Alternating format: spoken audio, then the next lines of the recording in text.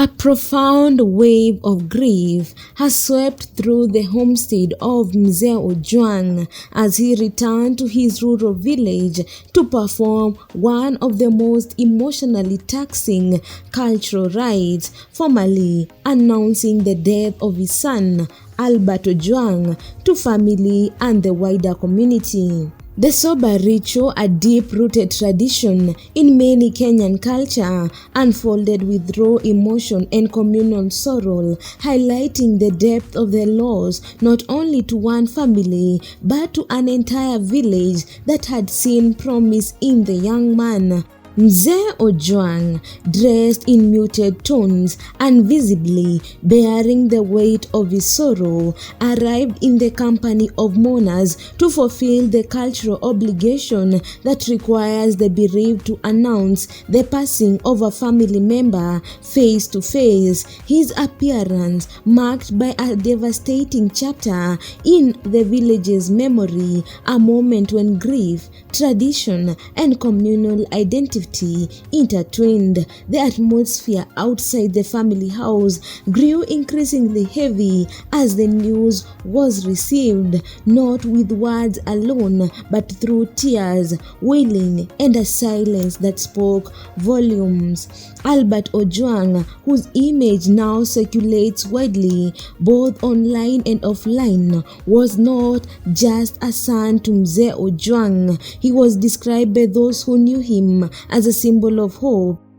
a young man with a future that inspired many around him. His untimely death has sent shockwaves beyond the family, reverberating across the local community and reaching into national consciousness. The pain felt at the homestead served as a collective mourning for a life cut short and a future unfulfilled.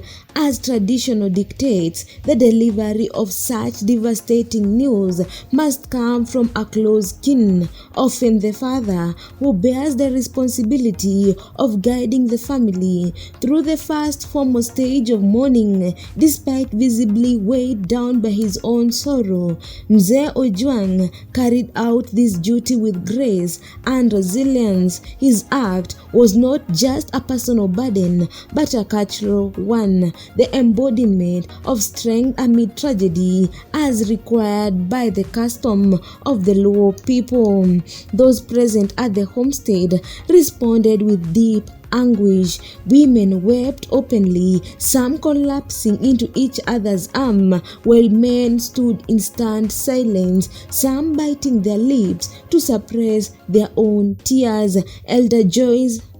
Elders joined in hands in prayerful reflection, their faces echoed with pain of yet another young life lost too soon. The entire gathering transformed into a living portrait of grief, one that captured the unspoken bond between community members united in loss. Albert's legacy now lingers not in the grand monuments or public accolades, but in the broken voices of those left behind, the sorrowful song that will be sung in his memory, and the unwavering solidarity shown by a community in mourning. His life, though tragically brief, made a lasting impression on many, and his passing has become a shared wound for those who knew him and even those who only came to know him after his death. Across Kenya's message of condolences have poured in for the Ojwang family. Albert's story has struck a chord with many, echoing the fragility of life and the strength of cultural tradition in navigating profound loss. At the village braces for the days ahead, the sorrow felt at Mzee Ojwang's homestead remains a poignant reminder